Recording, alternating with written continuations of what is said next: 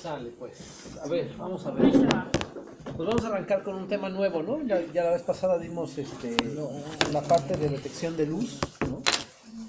El tipo de dispositivos, sobre todo los semiconductores, aunque también hablamos del tubo fotomultiplicador, ¿no? Pero los dispositivos semiconductores, sobre todo, que se usan para detección de luz. Entonces ya vimos generación de luz con semiconductores, ¿no? LEDs esencialmente. Fotodetectores, también semiconductores, ¿no? Fotodiodos, fotoconductores, transistores, el fotodetector de avalancha, etcétera, ¿no? Y bueno, pues ahora nos toca cambiar de tema. La próxima clase sería el lunes, ¿no? Es cuando vamos a tener el examen. Sí. Entonces, no es tan malo como suena. No es tan malo como suena. Hay que aplicar más la teoría que estamos viendo, profesor. Pero a ver, es que la teoría que estamos viendo es semiconductores, que es cuántica, que ya lo vimos. Sí. O sea, ahorita estamos diciendo, si arman un dispositivo así, usando lo que ya saben de cuántica, funciona así. ¿Cierto? ¿Sí o no? Yo no quiero responder esa pregunta. ¿Pero por qué no? O sea, la teoría detrás de todo eso que hemos estado viendo hasta ahorita, ¿no? Es cuántica, esencialmente, ¿no? La teoría de bandas, pues. Exacto. Bueno, que sale de la solución de la ecuación de Schrödinger. Entonces, ¿qué más quieren saber?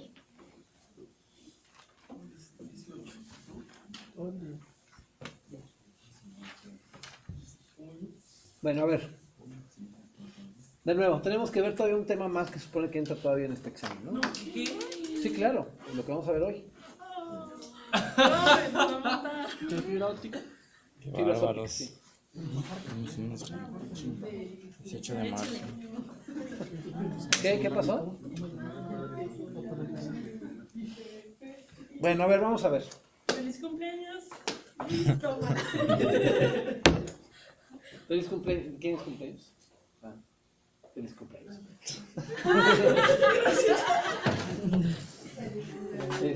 Bueno, en fin, ¿no? Entonces, fibras ópticas. Lo que vamos a ver ahorita, digamos, es la fibra óptica más tradicional, ¿no? Obviamente hay muchos tipos de fibras ópticas. Al final vamos a comentar un poquito sobre otros tipos. Pero digamos, esta es la más sencilla, ¿no? Que es lo que se llama la fibra de escalón. ¿Sale?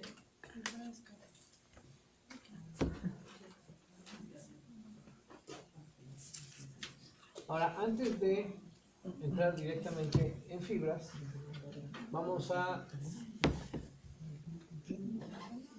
recordar un poquito qué pasa en la interfaz entre dos medios N2. Salud. Gracias. ¿Sí? ¿Qué pasa en la interfaz entre dos medios con índice de refracción N1 y N2? Con la luz, ¿no? Ley de Snell, pues. Se refracta. ¿Sí? Y se le- ¿Cómo? No se alcanza a ver.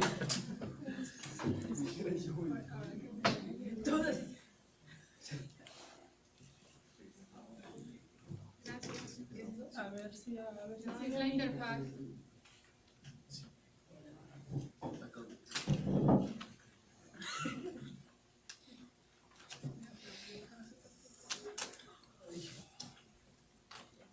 ¿Sí? ¿Ya? Sí, gracias.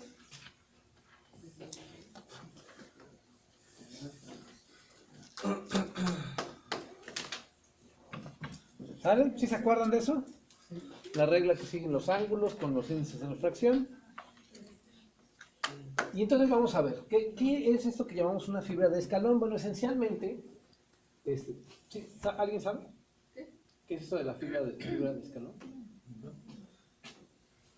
Bueno, una fibra óptica es un cilindro de índice de reflexión.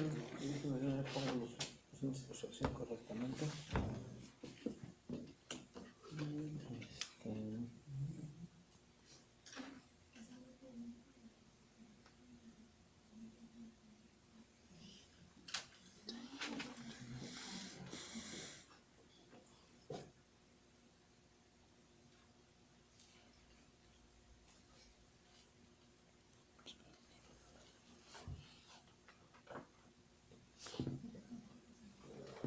Es un cilindro típicamente se hace de óxido de silicio, ¿no? Es decir, de vidrio, rodeado de algún otro medio con un índice de refracción que no es necesariamente el del aire, normalmente tiene un recubrimiento con un índice de refracción que de hecho es menor que el del núcleo, pero no mucho menor, normalmente difieren en poquito.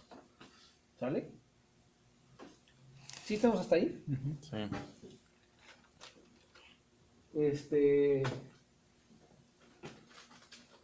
A esta parte exterior se le llama la cubierta. A esta parte interior se le llama el núcleo. ¿Sale? El núcleo típicamente, les decía, se hace de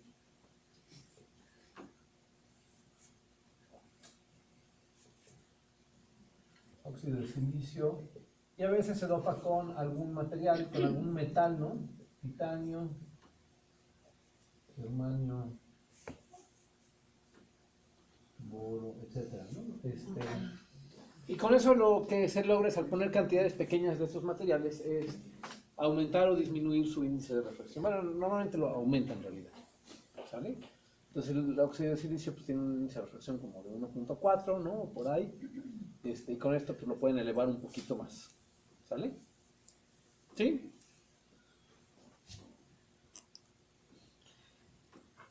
Ahora, ¿cuál es el principio por el cual funciona la fibra óptica? La reflexión total interna. ¿Sí? ¿Ya vieron esto? No, pues que eso lo ve uno en el kinder, dicen pues. Ah, bueno. ¿Dónde lo viste? No, pues como todos los dicen que lo vimos en el kinder, entonces. La Sí. panza de su mamá. Si ponemos aquí la sección de la fibra, ¿no? Lo que tenemos es que lo que va a ocurrir es que si estos rayos están suficientemente cercanos al eje, digamos, ¿no? Sus ángulos de incidencia sobre estas interfaces es más o menos grande, lo que sucede es que los rayos quedan, se les dice, guiados. Es decir, la reflexión total interna no les permite salir de la fibra. ¿Sí? Ok.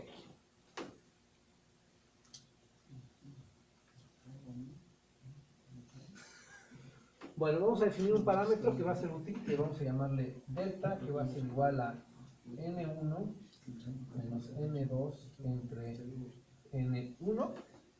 Sí, así se le llama nada más delta. Y luego vamos a ver, este rayo que queda, vamos a poner que este queda exactamente al ángulo crítico de reflexión total interna. Sí, es decir, un rayo que viene más rasante, pues queda, se refleja, y uno que viene un poquito menos rasante, ya tiene no reflexión total interna, sino parte se refleja y parte se transmite. ¿Sí estamos? Ahora, ese rayo, esta vez la normal, ¿no? Ese rayo, digamos, este ángulo, por ley de Snell, tiene una cierta relación con el ángulo, digamos, mínimo, tal que al refractarse queda en el ángulo de reflexión interna total. ¿Sí o no? ¿Sí estamos? A ver, ya vi caras como de que ya no entendí nada. Pero eso en la práctica no se pone la fuente así, con ese ángulo, ¿sí? Porque pues como la fibra luego doble todo eso. Ahorita vamos para allá. Ujú. A ver, ¿sí estamos de acuerdo?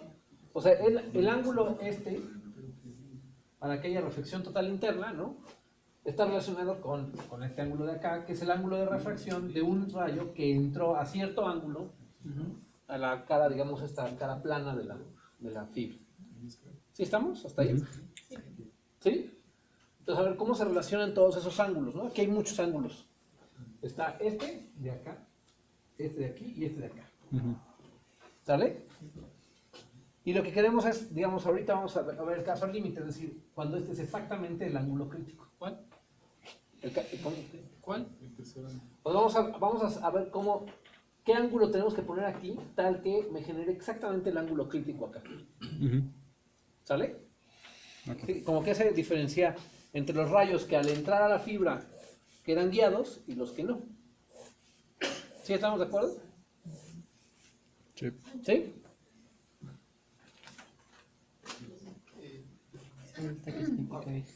No, pues Entonces, el índice de la refracción aquí diferencia es entre 1. la refracción dividido entre el índice de refracción. Solo es una definición de eso. Y entonces lo que tenemos aquí es, ¿No? este le vamos a La llamar teta A.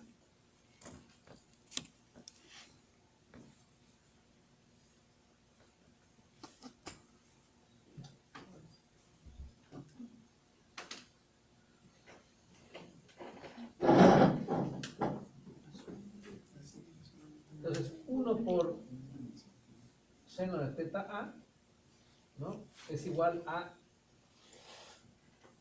¿cómo se relaciona con este? ¿Cómo lo vamos a llamar? ¿Perdón? ¿Cómo lo vamos a llamar? Bueno, aquí el índice de refracción es N1. Pero, aquí ¿cómo se llama? Vamos a ver. ¿Teta B? Vamos a llamarle teta 1. No, no.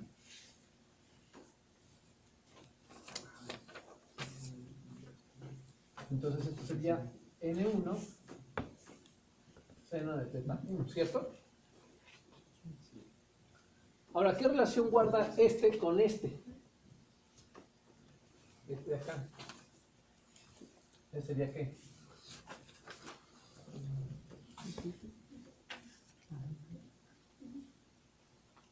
Sería teta menos pi medios. Es igual a A teta 1 menos pi teta medios. 1 menos pi medio, ¿no? ¿Sí?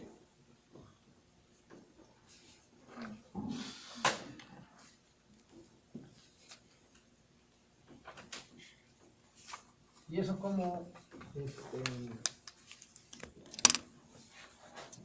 se relaciona el seno de teta con el seno de teta 1?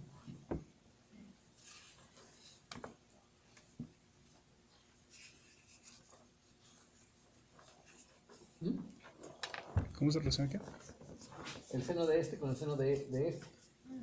Pues un seno de este es igual al coseno del otro. ¿Sí? ¿Están todos de acuerdo?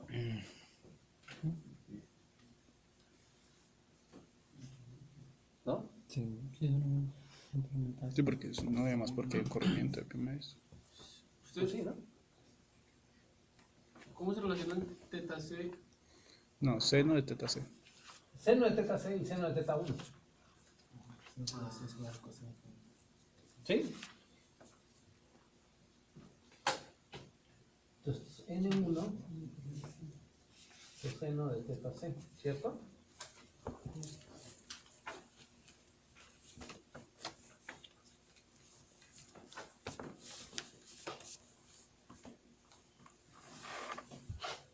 Ok, ahora, ¿cómo calculamos teta C? Z es los ángulos fijos. ¿Cómo?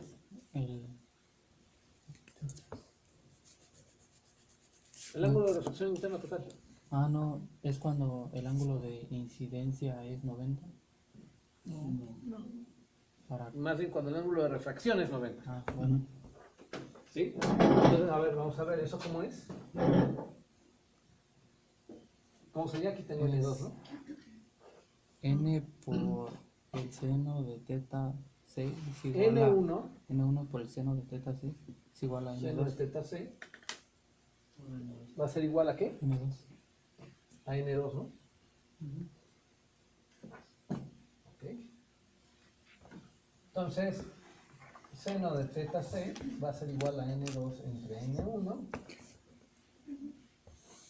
Y de una vez vamos a ver 1 menos, bueno, lo vamos al cuadrado, ¿sale? Cuadrado, cuadrado, cuadrado.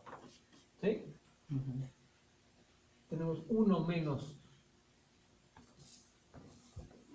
coseno de teta C va a ser igual a N2 entre N1.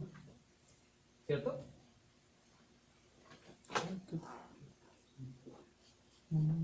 Seno cuadrado más coseno cuadrado igual a 1, ¿no? ¿Sí? Y entonces aquí, ¿qué tengo? Coseno cuadrado de teta C es igual a 1 menos N2 entre N1 cuadrados. ¿Sale? ¿Sí o no?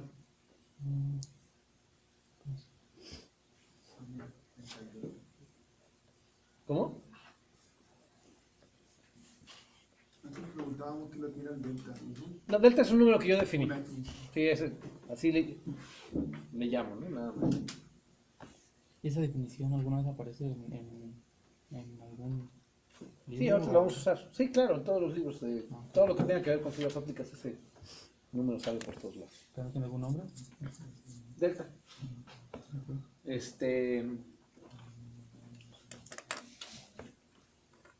Sí, por cierto, esta parte de lo de fibras ópticas salió del SALE. El librote negro ese grandote de fotónica. Un tabicón ahí que se les cae, se De rompe el pie. Fundamental of Photonics, una cosa Es así. Fundamental of Photonics de Del SALE y Teij. Ajá, sí, ya lo tengo.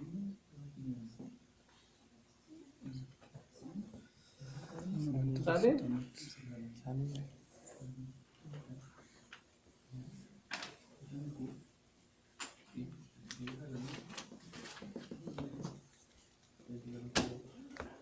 Ok, a ver, vamos a ver, entonces vamos a sustituirlo esto acá, ¿no?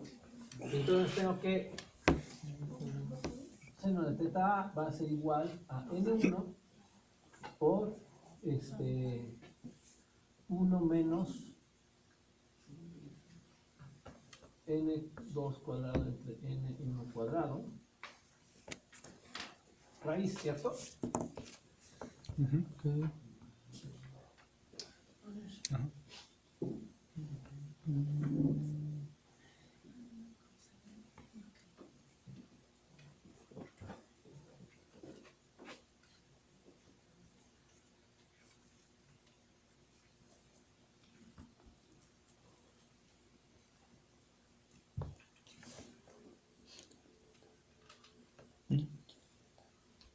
El ángulo con el que incide fuera de la fibra. ¿Sí vamos? ¿Hasta ahí?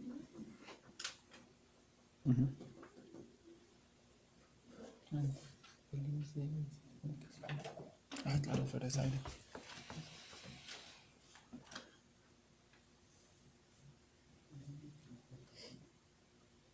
Esto es igual a N1 cuadrado menos N2 cuadrado raíz, ¿cierto? ¿Sí estamos hasta ahí? Sí,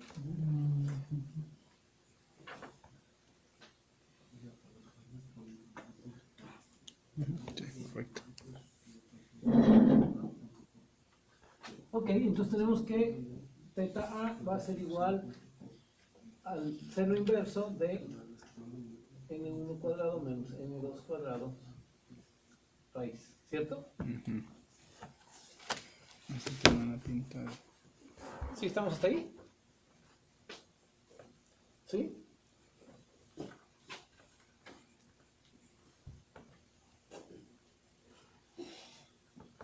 A este numerito que está aquí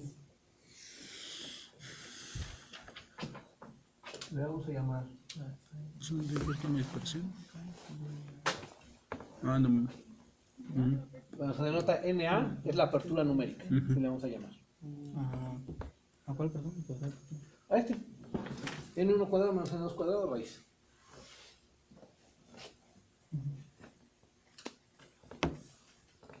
¿Sí estamos? Sí. ¿Eso qué quiere decir? Que el seno de teta A es igual a NA. ¿Sí? Ahora, ¿qué era, qué era teta A? Era el ángulo que me dividía, digamos, entre los rayos que al entrar a la fibra quedan guiados y los que no están. ¿Sí? ¿Sí se acuerdan? ¿Sí? Entonces, ¿qué es lo que quiere decir eso? Que ahora voy a poner aquí otra vez teta A, ¿no? Si lo pongo tridimensionalmente, ¿no? Esto se vería algo así, ¿no?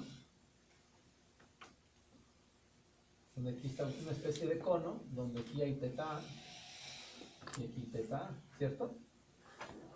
¿Sí? Ujú. Como que los rayos que llegan por afuera de ese cono no quedan guiados, ¿no? Porque quedan ángulos más pequeños que o sea, inciden internamente a ángulos más pequeños que el ángulo de reflexión total interna. Y los que quedan todos dentro de este cono, ¿no? Los que entran dentro de este cono, esos sí quedan guiados. ¿Sí estamos? Ok. Entonces a este ángulo teta A se le llama ángulo de aceptación.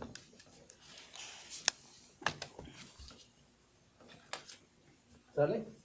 Es el ángulo que me separa, digamos, los rayos que quedan guiados de los que no. ¿Sí estamos?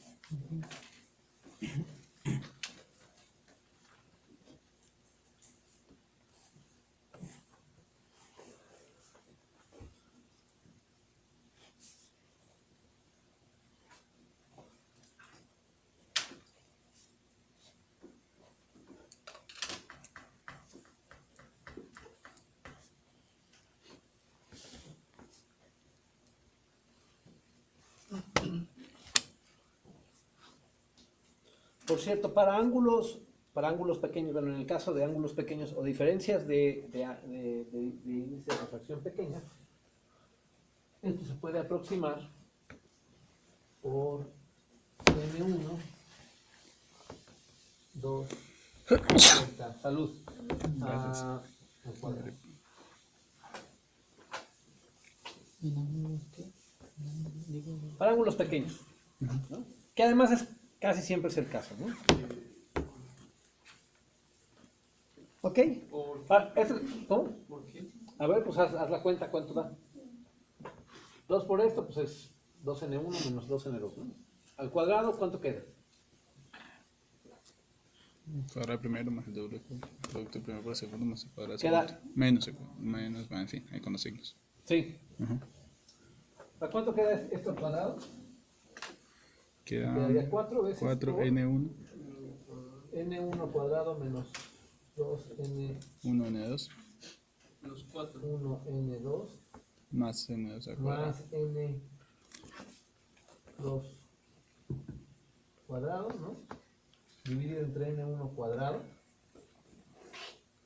¿Cierto? Y que dijimos que hay que multiplicarlo por n1, ¿no? Entonces ahora sí, ¿cómo queda esto? Queda 4 N1, 4 N1 menos 2 N2. 4, 1 cuadrado. 4. No, porque los N1 cuadrados se van. Pero es que se va a poner. No, porque A solo ver, queda el decídanse. N1. Solo queda el N1 para mí. Queda N1 cuadrado. No, N1 porque el N1 cuadrado arriba A se ver, va con el de acá. abajo. Bueno, Pero hay un N1 afuera, Víctor. Por eso. Pero aquí yo no lo puse. Bueno, vamos a poner n1 afuera. Ujú. Por 4. ¿Y ahora cómo me queda todo esto? Me queda Igual. 4. Y aquí me queda 1 Ujú. menos 2 N2 sobre N1. n 2 sobre N1. 2 sobre n1 más n2 entre n1 cuadrados. Ujú. ¿Sale? Multiplica. Sí. Multiplicamos ahora. ¿Cómo me queda? 4. N1 menos 2N2 más N2 cuadrado sobre N1. N2 cuadrado sobre N1. ¿Sí?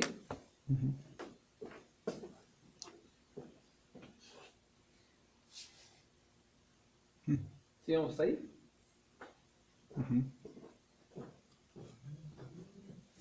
Cuando la diferencia entre ellos es pequeña, ¿esto a qué se asemeja? ¿Sí? A 1, ¿no? Aproximadamente 1 más N1 menos 2 N2. N2, ¿no? Entonces 4 por ahí. ¿Cierto? Para ángulos pequeños, ¿esto cuánto me da? O sea, en inverso se puede aproximar por una línea, ¿no? ¿Y qué me queda? Me queda n1 al cuadrado menos n2 al cuadrado. Raíz. ¿Sí? ¿Y eso a qué se parece? A ver. n1 cuadrado menos n2 cuadrado. Raíz. ¿Esto aproximadamente cuánto da? Eso da... Ay, toca hacer Taylor allí, uno más. Hay que hacer Taylor, ¿no? Entonces quedaría... creo que es uno menos al argumento, lo que está dentro. A ver, ¿cómo se aproximaría esto? ¿Cómo se aproxima En Taylor. algo a la n?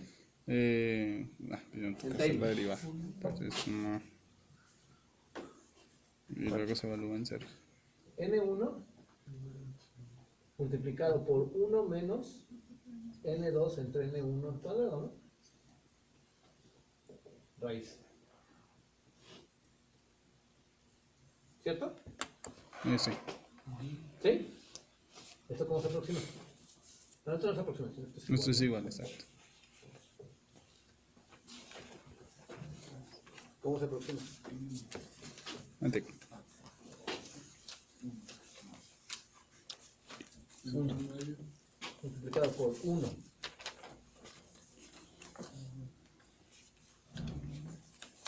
Un momentico. ¿Cómo? 2 segunditos.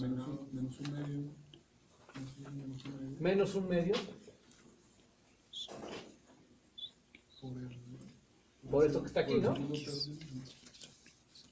Un medio de X, exacto. Sí, por eso que está ahí adentro. Por eso que está ahí adentro, Ajá. ¿no? N2 entre N1 al cuadrado, ¿no? Mira, ¿por qué no salió esto? No, es que lo que pasa, creo que la aproximación está mal, porque cuando uno hace la aproximación queda 1 menos 1 menos un medio de X. Menos un medio de lo que tiene ahí adentro. Entonces más. Ay, Dios, no sé. No te quedo de cálculo. Queremos aproximarlo. 1 más X. Exacto.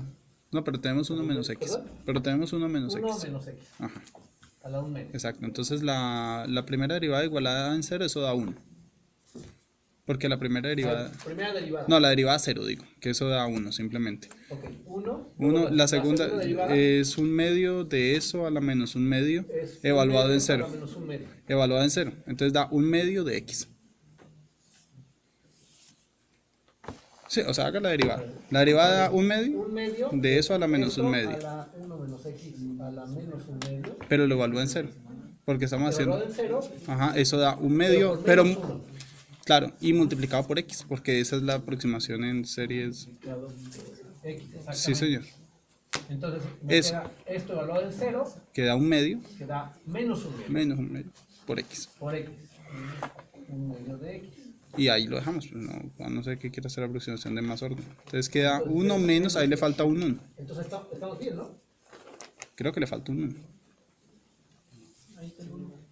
Ah, no, ahí está el El 1. 1 es aquí. 1 menos un medio de X, pero X es N2 entre N1. es ¿no? correcto, Cuadrado. entonces ahí está bien. Entonces está bien. Ujú. A ver, ¿qué estamos haciendo chueco?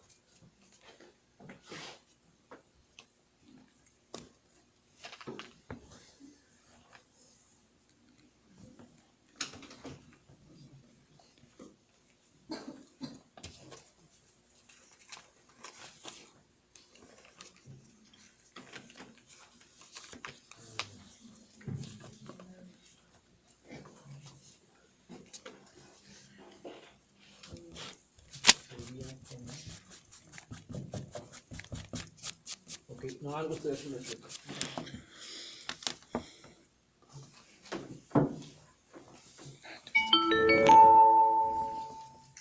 Rápido, toda la pila.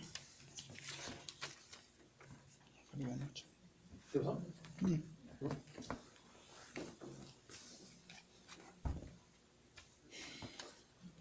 A ver, esa aproximación se la tengo para la próxima, ¿no? Para no quedarnos aquí toda la clase. ¿Sale? ¿Perdón? ¿Cómo? Ya no soy tarea. ¿De qué? De tarea. Que ya no soy tarea. Ah, ya la hace de tarea, bueno. No, yo la hago de tarea. Si quisieras dar un poquillo. Se quería ganar un punto. Ok. No creo que esta ni lo vamos a usar, pero bueno. Ok.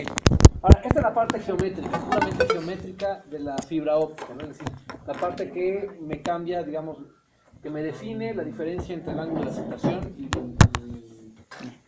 digamos, entre el cono de aceptación, No alcanza. que son los rayos que quedan guiados y los que no. ¿Sí estamos hasta ahí? Así se entiende lo que es este teta. ¿Sí?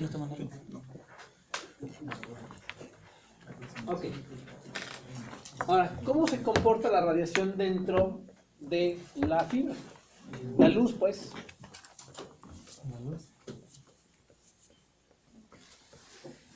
¿Qué le va a pasar a la luz cuando entre a la fibra? Bueno, la parte, digamos, de los rayos ya más o menos ya la entendimos, ¿no?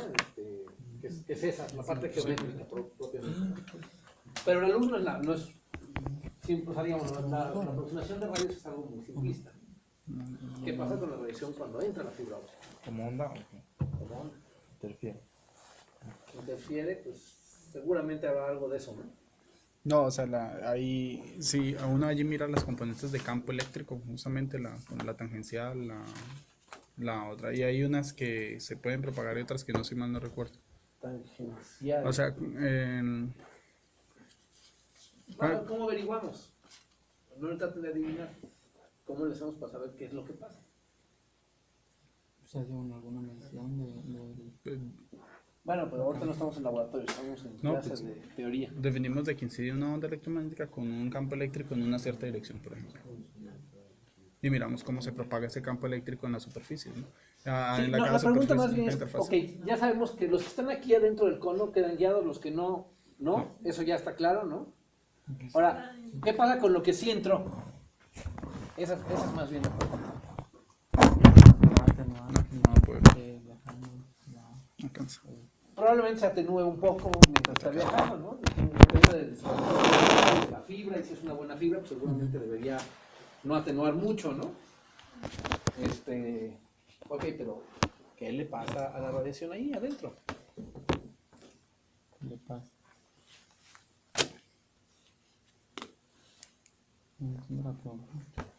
Pues sí. Si yo les digo, a ver, ¿qué le pasa a la radiación en el espacio libre? Se propaga. Pues se propaga. ¿Y cómo se propaga? ¿De acuerdo a qué? A una ecuación de onda. Es una ecuación de onda. ¿Y en el cilindro qué le pasa? Pues hay una ecuación de onda para el cilindro, según los Pues índices tenemos de que reflexión. resolver la ecuación de onda en el cilindro, ¿no? Para ver qué es lo que le pasa. ¿Cierto? ¿Sí? Ok. Sale, entonces vamos a trabajar en coordenadas cilíndricas, ¿no? La ecuación de onda, para que se acuerden, ¿no? Es como Laplaciano de U más n cuadrada k cuadrada U igual a 0, quitando la parte temporal. ¿Sí? Sí. En las derivadas temporales. ¿No? O sea, la parte temporal varía. Es esta constante. ¿Sí? Estamos asumiendo que la onda es monocromática. ¿No?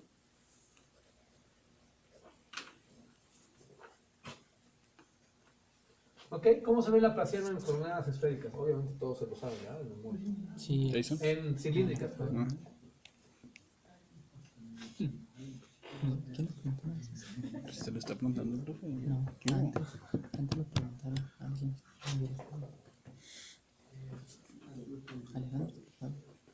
No, pero él lo sabe de memoria. Lo recito. Lo recita, exacto.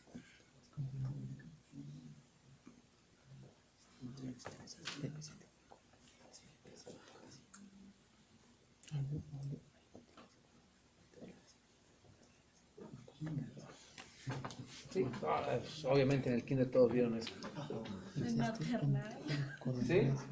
Que es un poco más bonito que la Tú ibas a una escuela muy buena. Ya no sé, pues como es una Siempre ha sido rara. No, ¿Cómo? no sé. Siempre ha sido rara. Siempre ha sido rara. La escuela, te refieres. No, yo. Ok, a ver, vamos a ver. ¿Cómo se resuelve una ecuación diferencial parcial?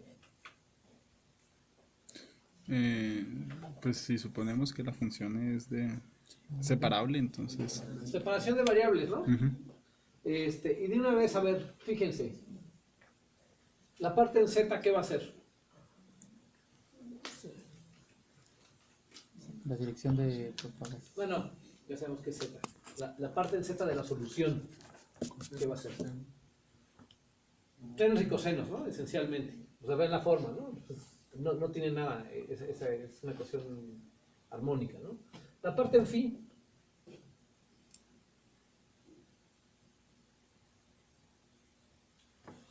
Yo espero que hayan hecho la tarea de la primera parte, aunque sea, ¿no?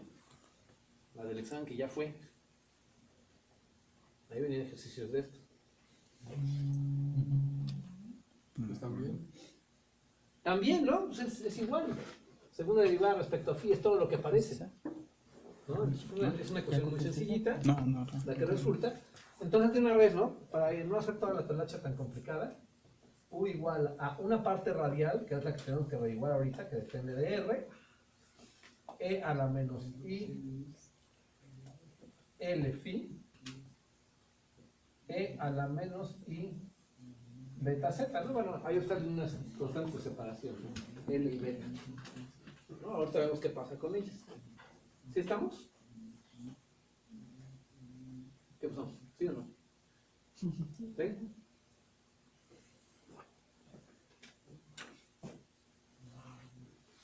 Y hasta ahorita, digamos, ¿qué es phi? Phi sería el ángulo ¿no? alrededor de la fibra, salud. ¿Cierto? En esa, ¿qué tiene que ocurrir? Bueno, la función tiene que ser periódica porque al dar una vuelta completa, pues el campo eléctrico tiene que volver a valer lo mismo, ¿no? Ujú. Es una restricción nada más así de sentido común. Entonces, L tiene que ser igual a 0, más menos 1, más menos 2, etc. ¿No? O sea, tiene que ser un número entero. ¿Sí? Para que justamente la función sea univaluada, ¿no? Y eso es... ¿Sí? ¿Sí estamos hasta ahí? Ok. Entonces metemos esto acá y ¿qué resulta?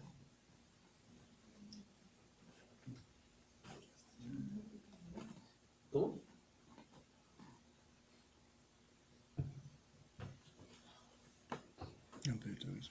¿Qué esperan que salga? Una ecuación para R. Una ecuación para R, ¿no? ¿Cuál es la ecuación para R?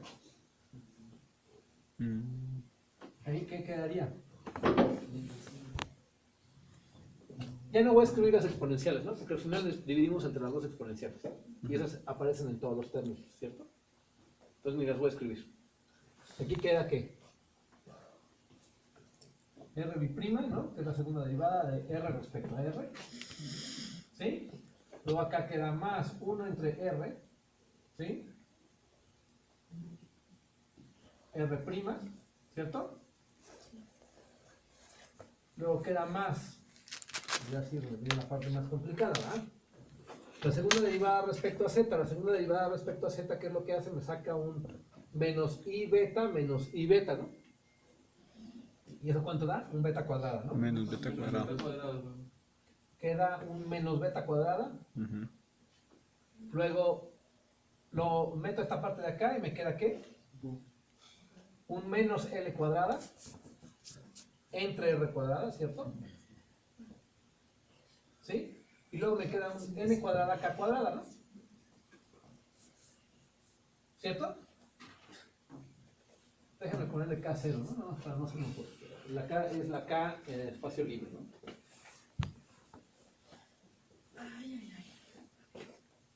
¿Sí? ¿Sí estamos hasta ahí? Ah, por R, ¿no? igual a 0.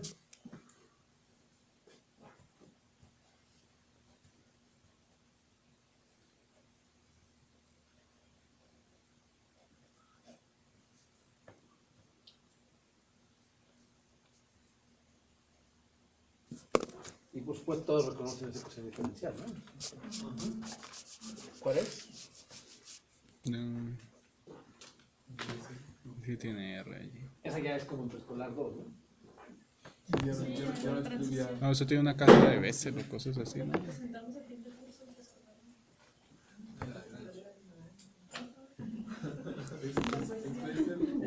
Sí, eso es de esas ecuaciones de Es de las funciones ecuaciones. especiales en espacio. ¿Cómo? Puedes tomarlo. Pues sí, de hecho sí. De hecho sí, ¿no? Esa es una ecuación de Bessel. ¿Sale? Cuando vean una ecuación armónica, es decir, una ecuación de onda, en una geometría cilíndrica, la solución casi siempre son ecuaciones, son funciones de Bessel, ¿no? En la parte radial. Ahora, eso siempre y cuando suceda lo siguiente. Bueno, no es cierto. Definimos estos numeritos, ¿no? Vamos a llamar KT cuadrada a N1 K0 menos beta, y vamos a llamar gamma a beta cuadrada menos N2 cuadrada K0 cuadrada. ¿Sale? ¿Sí estamos? Esas son definiciones, ¿no?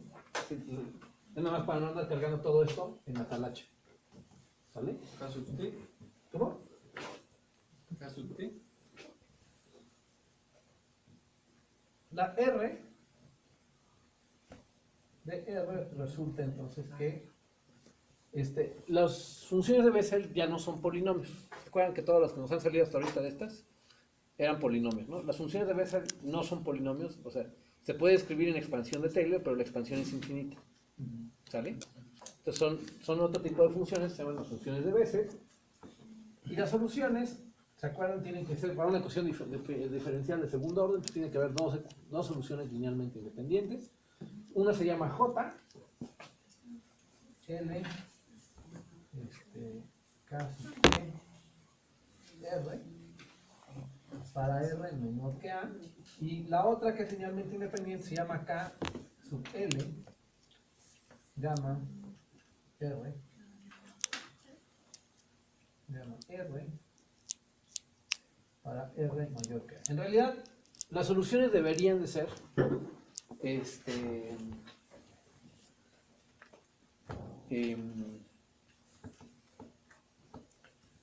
o sea, debería ser una combinación lineal de las dos, ¿no? Sería un coeficiente por J más un coeficiente por K, ¿no? Nada más que hay un asunto. Las Ks, ¿no? Son una colección de funciones, como decía, se llaman las funciones de Bessel, que tienen una singularidad en cero. Tienen un punto ahí donde se va infinito, ¿no? Entonces, pues obviamente no pueden ser la solución dentro del núcleo, ¿no? Donde R igual a 0, ¿sí? Y luego las J tienen otro problema de convergencia en infinito, ¿no? Entonces, igual no pueden ser la solución fuera. ¿Cómo? Entonces, por ello es que la solución que sí tiene significado físico en el núcleo es J, y fuera del núcleo es K, donde A es esto, ¿no? A es el tamaño, es el radio del núcleo. ¿Sí estamos? ¿Sí?